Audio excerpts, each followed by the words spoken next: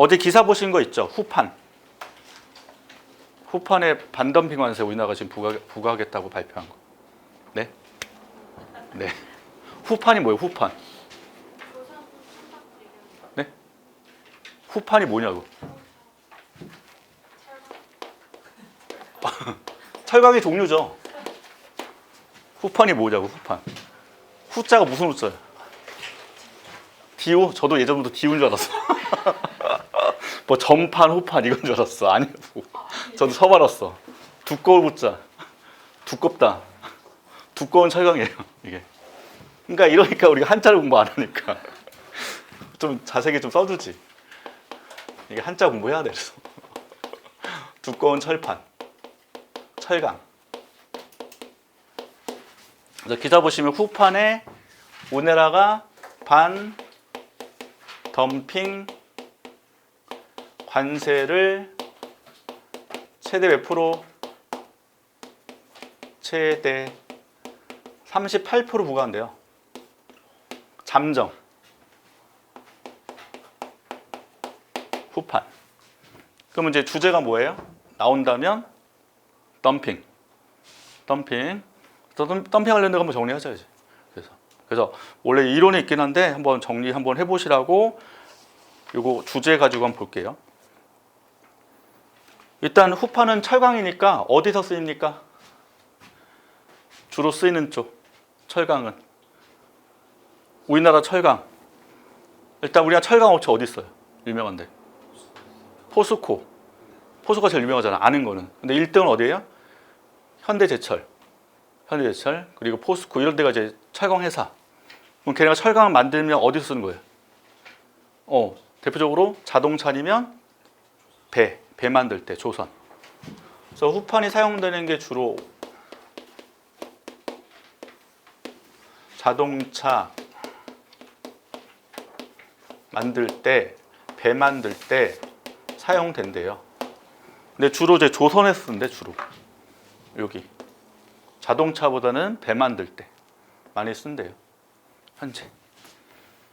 그럼 이제 반덤핑 관세, 이제 관세니까 관세가 부과되면 후판 가격은 비싸질 거 아니야, 이게. 그럼 비싸지면 누가 피해봐요? 조선소는 피해를 보는 거지. 일단 원가가 올라가니까. 그럼 누구는 이득이에요? 경쟁업체는 이득 보는 거잖아, 지금. 이게. 철강 업체는 이득을 볼 거고 조선소는 피해를 볼 거고. 그러니까 철강 업체는 이득이죠. 비싸지니까 이게.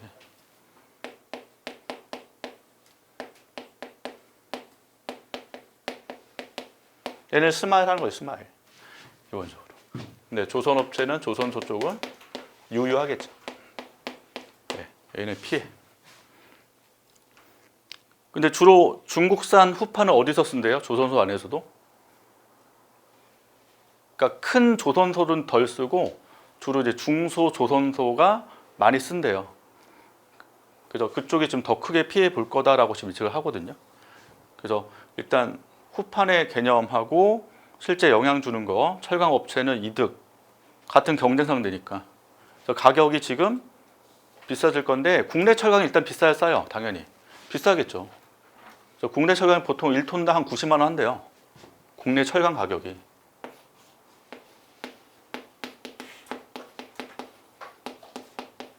그래서 1톤당 한 90만 원 정도 하고 중국 철강 쪽이 싸겠죠. 그래서 1톤당 대략 70만 원대 약으로 정도 한대요. 그럼 이제 38% 부과가 되면 어떻게 돼요? 70만 원짜리가 90만 원을 넘어가는 거잖아, 이게. 그러니까 더 비싸지겠죠, 중국 철강. 그럼 당연히 못 쓸 거다, 어쩔 수 없이. 그래서 기본적 원가가 지금 올라가기 때문에 조선소 입장에서는 그만큼 원가 부담이 좀 크게 증가해서 지금 선박 수주를 좀 예전보다 덜 할 수도 있다는 얘기도 하거든요. LNG 선이 굉장히 고가잖아요. 그러니까 하나 만들 때 뭐 3,500대 정도 들어가는데 원가가 지금 많이 올라갈 거다라고 얘기하더라고요. 자, 그럼 이제 덤핑에 대한 내용을 해보셔야죠. 덤핑.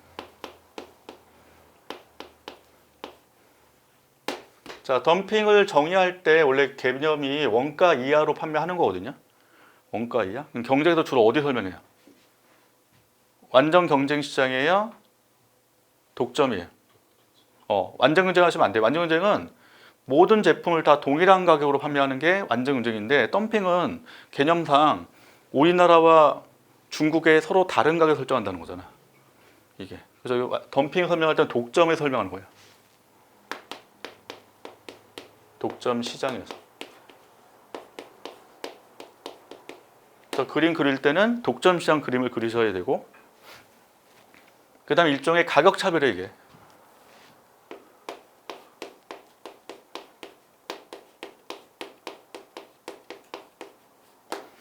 그래서 가격 차별의 정의는 동일한 제품에 대해서 서로 다른 가격을 설정하는 거죠. 그러니까 중국 내에 있는 후판이랑 우리나라 들어오는 후판이 똑같아야 돼요. 똑같은데 서로 다른 가격 설정하는 거를 가격 차별하는 거고, 덤핑 설정한다는 건 뭐예요? 우리나라 들어오는 거를 왜 싸게 판매하냐 이거잖아요. 우리나라 입장에서. 자, 그래서 그림을 이제 그릴 때 중국의 독점 시장을 그리셔야 돼. 중국 쪽을. 우리나라가 아니라. 중국 시장을 그린 거예요. 중국 쪽. 그럼 독점 시장의 그림을 그리셔야 돼요. 독점 그림 그려보셨죠? 네, 오늘 잠깐 나오긴 하지만 일단 세로 P 가격 가로 Q 수량. 자, 뭐 그래 이제 디맨드 커브 그리죠? 수요 곡선. 우하형 그리죠? 디맨드 커브. 여기 시장 수요 곡선이죠?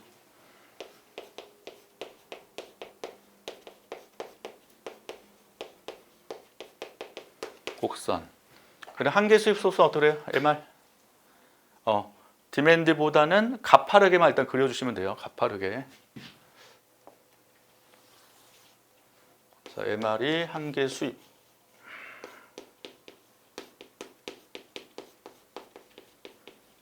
이따 독점할 때 간단히 설명 다시 드릴게요.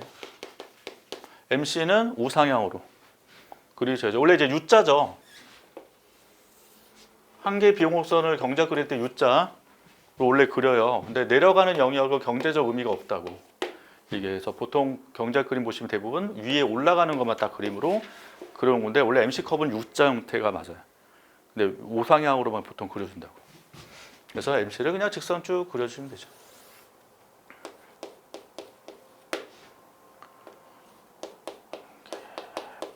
비용 곡선. 이렇게. 그래서 일반적 독점 균형은 뭐였어요? MR 이꼴 MC죠. 한계 수익과 한계비 같을 때가 이윤의 극대화 조건 하잖아요. 이따 설명 간단히 드릴 거고, 하여튼 여기 만날 때 여기서 독점 기업 생산을 하죠. 이건 이제 일반적 그림이에요. 그리고 가격은 디맨드 커브. 디맨드 커브까지의 높이가 소비자가 지불하고자 하는 가격을 의미하기 때문에 이거를 독점 기업이 알고 있다는 거죠. 그래서 최대한 비싸게 받고자 한다라는 겁니다. 그래서 가격은 여기 설정을 하게 되죠. 자, 이제 중국에 있는 철강 회사가 철강을 우리나라로 뭐 한다? 수출하는 거예요. 여기에서 설명이 돼야 돼. 이 안에서. 다시 중국 그림 안에서 중국 내수 시장에 활용되는 철강이 나와야 되고, 나머지를 우리나라 수출하는 게 여기서 다 표현이 되셔야 된다고. 이렇게. 자, 이 상태에서 중국이 자국에서는 독점이지만 외국에서는 독점 아니에요. 우리나라 팔 때는 우리나라에서 수많은 기업들하고 경쟁하기 때문에 우리나라에서는 완전 경쟁 체제로 서로 경쟁을 하는 겁니다. 그래서 수평선에 국제 가격이 등장을 해요. 조심할 거는 이 교차점 밑으로 가셔야 돼. MC 디맨드 교차점 밑으로. 그래야 좀 약간 설명이 편하기 때문에 교차점 밑으로 그려주시고, 이 수평이 국제 가격이에요. PF. 요게 한계 수익 동일하죠. 디맨드가 수평 이렇게 나와버리면 이게 이제 디맨드 P기 때문에 P가 일정하기 때문에 이게 MR이랑 똑같죠. 한계 수익. 이게 완전 경쟁 그림과 똑같아요. 그래서 MRF 이렇게.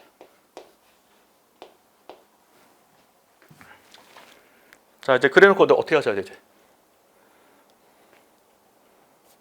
균형이 어디서 나와? 가격 차별의 핵심이에요. 요거 이윤극대화 조건. 요거.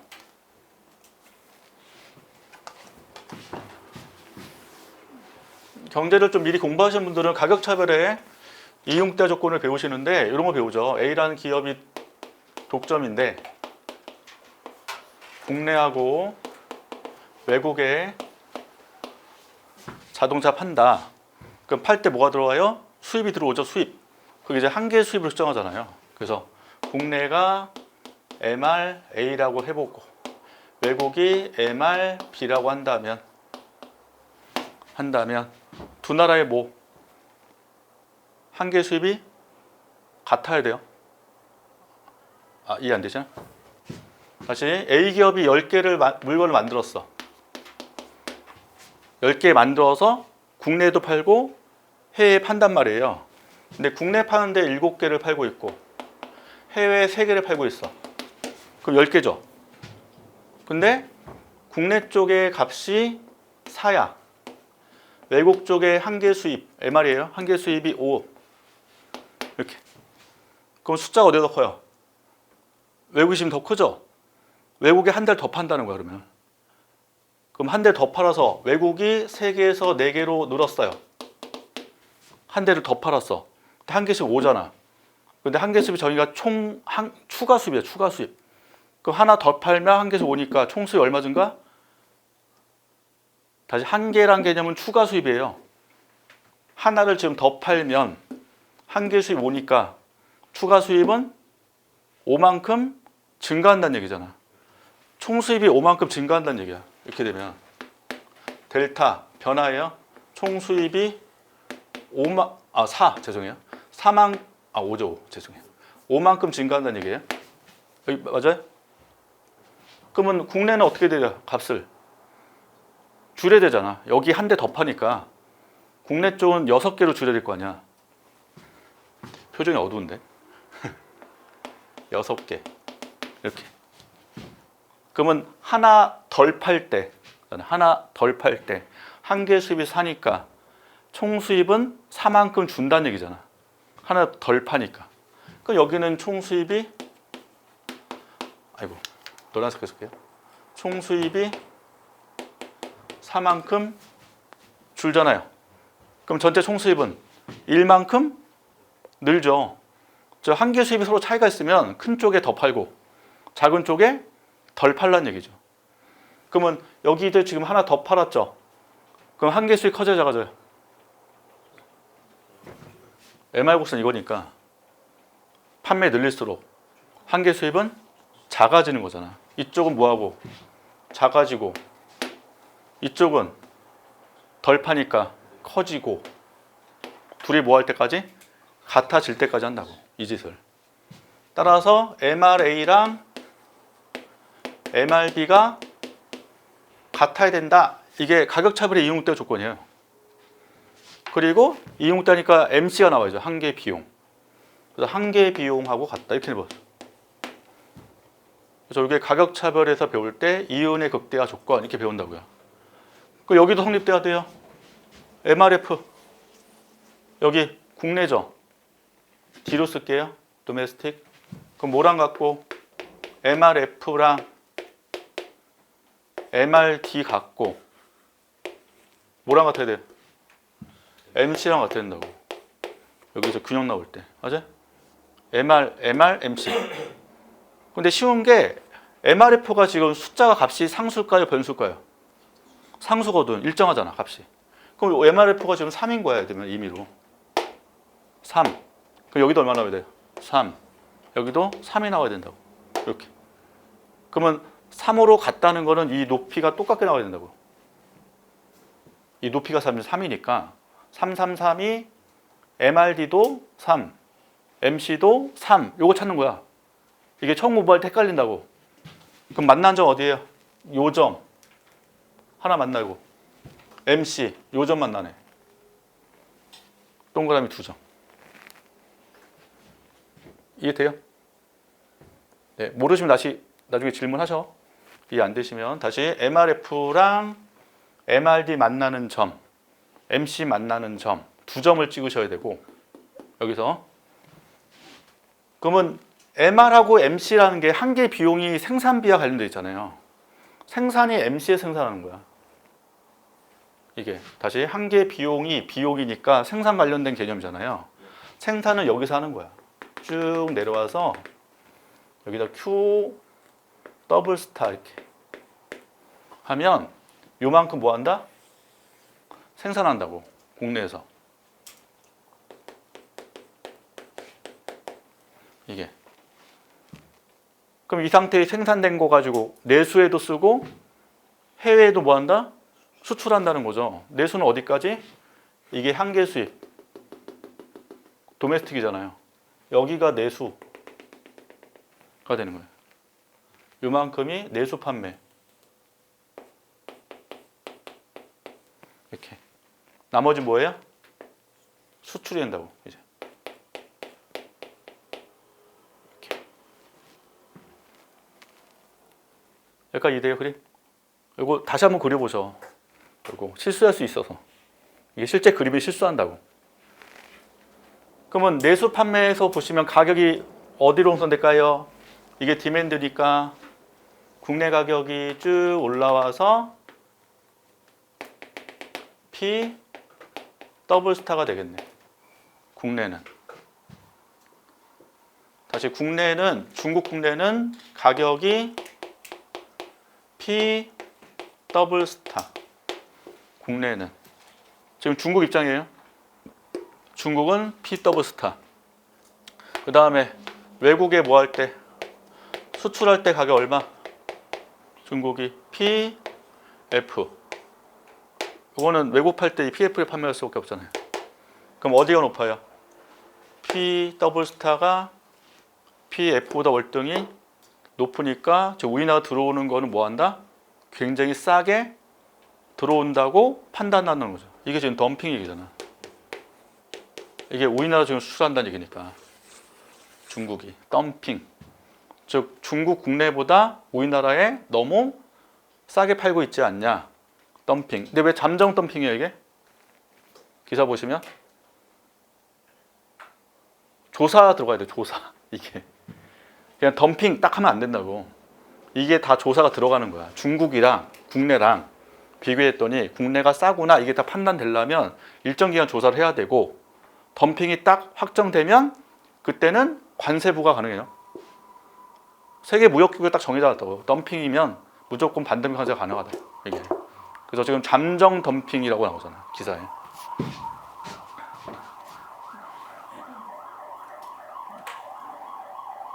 이해되세요? 요거 그림 한번 그려보셔.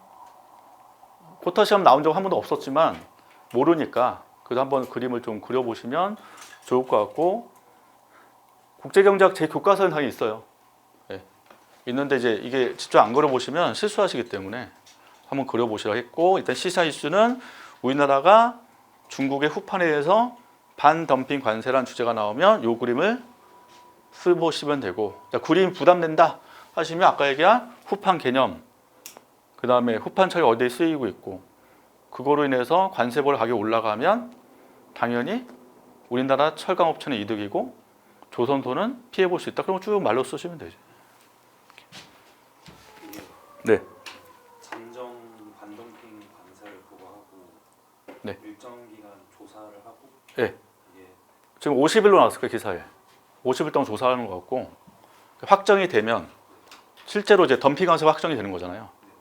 그래서 확정이 되면 WTO 세계무역기구 걔네 원칙에 따르면 이게 확정 조사가 끝나면 실제로 덤핑이 계속 유지되는 거죠. 그 관세가 50일 이후에도.